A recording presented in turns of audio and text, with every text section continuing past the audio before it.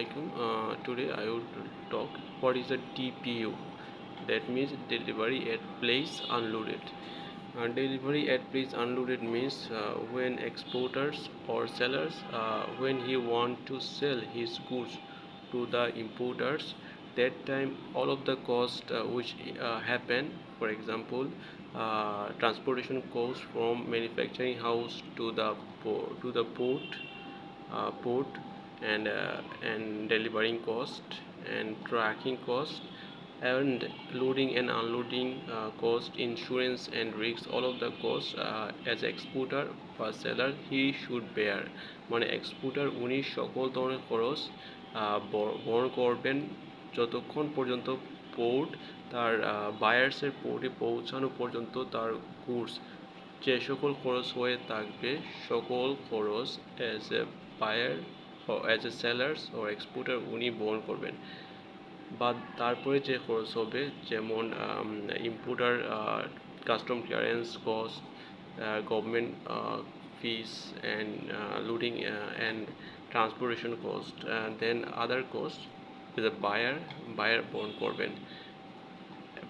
So এটা হচ্ছে যে DPU, delivery at place unloaded. For example, একজন বাংলাদেশি এক্সপোর্টার উনি চাচ্ছেন যে ইউএসএ তার গুডস এক্সপোর্ট করতে। সো উনি ডিপিইউ শর্তে একটা এগ্রিমেন্ট করলেন। সো তার গুডস তার ম্যানুফ্যাকচারিং ফার্ম হতে তার যে খরচ হবে এবং সেই গুডস ইউএসএ পোর্ট পৌঁছানো পর্যন্ত যে খরচ হবে সকল খরচ বাংলাদেশি এক্সপোর্টার উনি বহন করবেন। খরচের মধ্যে কী কী হতে পারে?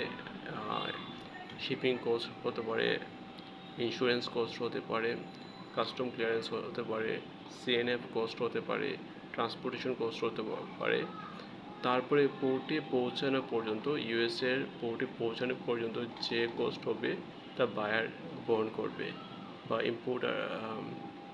ইম্পোর্টার বহন করবে। এই খরচ কী হতে পারে? Input cost, insurance cost, and CNF cost, custom clearance cost, import duty, and other cost, government cost, those type of cost, transportation cost.